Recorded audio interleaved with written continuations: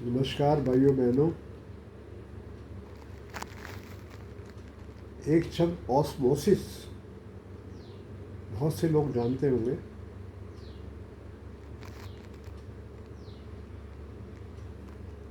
मैं उस ऑस्मोसिस की बात नहीं करना चाह रहा जिसके आरओ बनते हैं, वो ऑस्मोसिस नहीं है।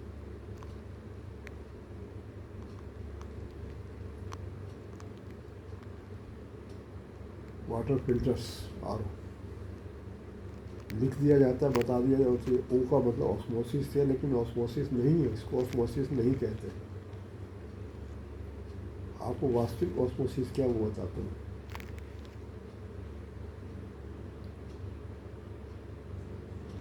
जब आप विभिन्न प्रकृति के दो पदार्थों को जोड़ के रखते हैं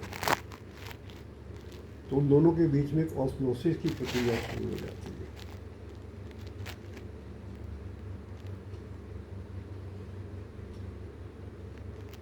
कुछ गुण एक पदार्थ अपने दूसरे के अंदर ट्रांसमिट करता है, कुछ गुण दूसरा पहले के अंदर ट्रांसमिट करता है। ये प्रक्रिया जब पूर्ण हो जाती है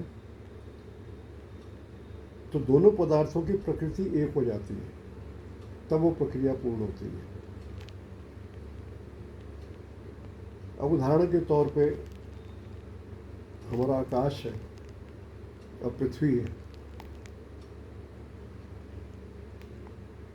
अब 500 करोड़ साल पृथ्वी को हो गए, लेकिन आकाश में और पृथ्वी में सबसे पहले आकाश से पहले तो वायुमंडल जो है वो प्रकृति को छूता है हर वक्त। इससे समझिए, अब ये वायुमंडल हमेशा छूता है तो इनकी जो ऑस्मोसिस क्रिया है एक पदार्थ बनने की है, एक तीसरी चीज़ की तरफ जाने की है। 500 करोड़ साल तक नहीं हुआ ये। ऑस्मोसिस की प्रक्रिया कितना समय लेगी ये प्रकृति के गुणों को ही मालूम है, हमें नहीं मालूम।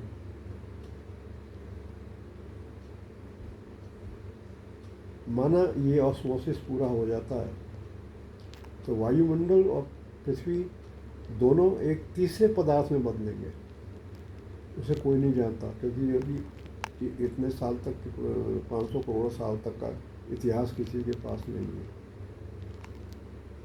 फिर वायुमंडल और ऊपर आकाश है, उस वायुमंडल और आकाश की ऑस्मोसिस भी हो रही है।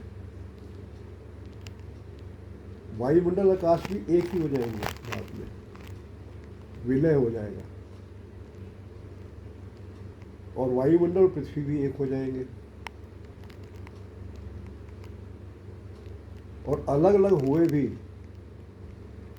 अलग अलग गुण हुए दोनों के, तो फिर इन दो अलग गुण हुए पदार्थों के बीच में ऑस्मोसिस शुरू हो जाएगा। इस प्रकार इस ग्रह का अंत होता है। ये ग्रह के अंत होने की प्रक्रिया है। समय निश्चित करना बहुत मुश्किल है।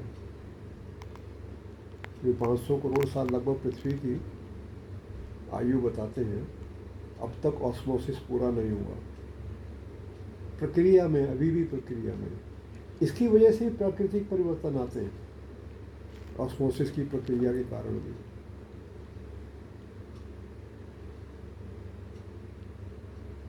किसी वर्ष बरसात बहुत कम हो रही है, अगले वर्ष बरसात दुगनी तिगनी हो जाती है, तो उस पर इस ऑस्मोसिस का प्रभाव भी पड़ता है प्रकृति पर। तीन पदार्थों को साथ साथ रख दो तो तीनों पदार्थ एक रूप धारण करेंगे। समय मालूम नहीं।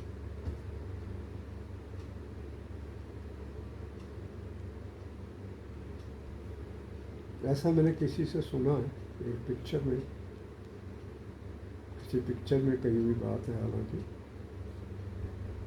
लेकिन वो इसी ऑस्मोसिस से जुड़ा हो।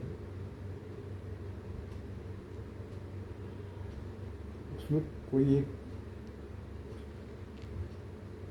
एक्टर दूसरे एक्टर से कह रहा है कि आखिरी समय तक तो पति पत्नी भाई बहन की तरह नजर आते हैं। एक कॉमेडी में कहा गया, लेकिन एक बहुत गहरी बात है ये। मतलब 30 साल में इतना परिवर्तन, 30 साल 40 साल साथ साथ रह रहे हैं, तो इतना परिवर्तन तो आया कि कुछ एक जैसे दिखाई देने लगते हैं। लेकिन अभी जो है एक पदार्थ नहीं बने।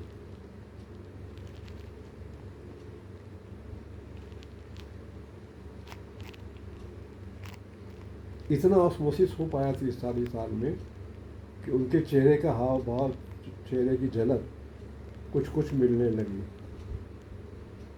तो एक किसी फिल्म का नाम मुझे याद नहीं, एक डायलॉग था, उसको मैंने ऑस्मोसिस के उदाहरण में रखा आपके सामने। ये ऑस्मोसिस ही होता है ये।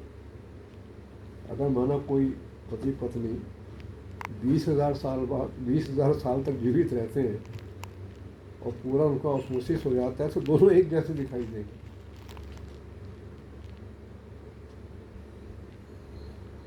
तो हर कण में ऑस्मोसिस हो रहा है, हर कण में।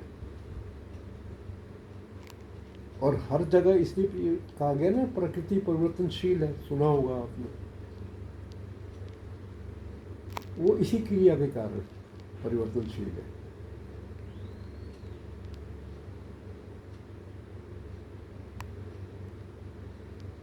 और इसमें जो विरोधी तत्व हैं, विरोधी भाव तत्व हैं, जो साथ साथ नहीं रह सकते, जैसे अग्नि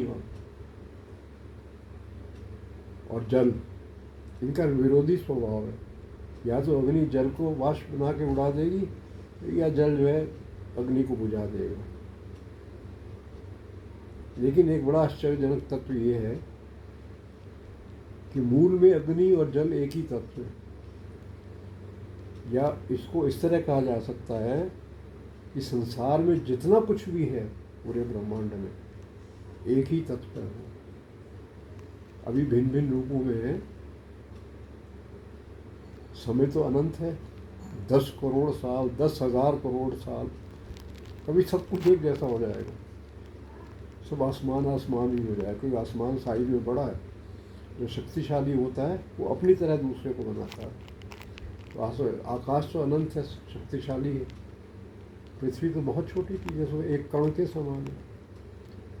तो पृथ्वी ही आकाश में बदलेगी जब अंत होगा पृथ्वी का। पहले अंत करा दिया हमने अपनी बेवकूफ़ियों से। एटम को छेड़ के एटम बम बना दिया। एटम को छेड़ना प्रकृति इसकी अनुमति आपको इस प्रकार के कार्य करने की नहीं देती है। आप नहीं छेड़ सकते एटम को। इस तरह से पृथ्वी को नष्ट कर डालने में बात अलग है। एटम बॉम्ब्स, हाइड्रोजन बॉम्ब्स, और कोई लाल मुजफ्फर ने किसी को चला दिया, तो ये बॉम्ब्स ख़त्म कर देंगे पृथ्वी को। ये तो हमारा छेड़ाखानी की हुई है। यदि प्रकृति अपने हिसाब से चलेगी तो आकाश चूँकि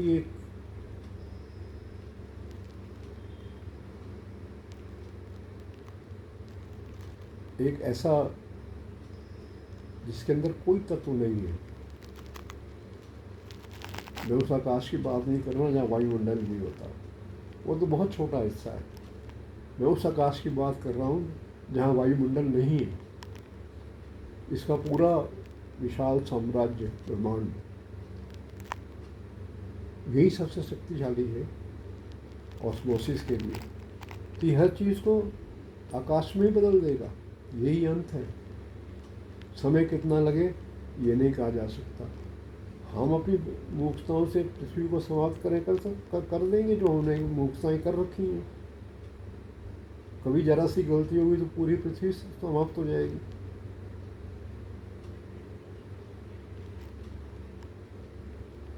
तो ये पृष्ठभूमि है, इस ब्रह्मांड की ये पृष्ठभूमि है कि जो शक्तिशाली अस्तित्व है जिसका, वो दूसरे को अपने जैसा बनाएगा। इस प्रकार से न जाने ब्रह्मांड कितनी बार बने हैं, कोई जानता है? अनंत बार ब्रह्मांड नष्ट हुए, विलीन हुए, और अनंत बार दोबारा बने।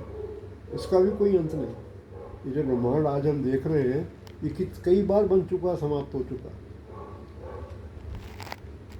अब इसके 10 करोड़ साल, 10,000 करोड़ साल, सॉरी 50,000 करोड़ साल लगे होंगे, फिर एक नया ब्रह्मांड उत्पन्न होगा।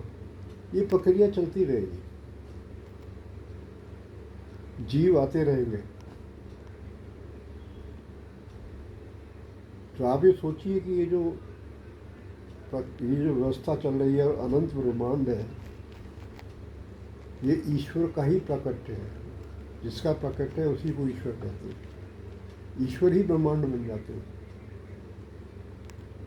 अभी तो मैं सिर्फ ऑस्मोसिस और पदार्थ का विशेष विवरण देना था कि ऑस्मोसिस का वास्तविक मतलब क्या है, वो समझाना था।